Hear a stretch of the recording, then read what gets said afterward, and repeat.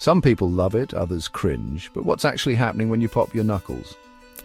First, your joints are surrounded by a fluid called synovial fluid. This fluid lubricates the joints and reduces friction. Inside this fluid, there are dissolved gases like nitrogen, oxygen, and carbon dioxide. When you stretch or pull a joint, the space in the joint capsule expands.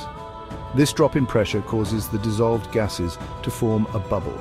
When the bubble collapses or bursts, that's the popping sound you hear.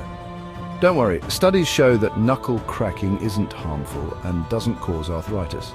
But overdoing it might irritate nearby tissues. So, next time someone cracks their knuckles, you'll know it's just physics at work and not a sign of their joints falling apart.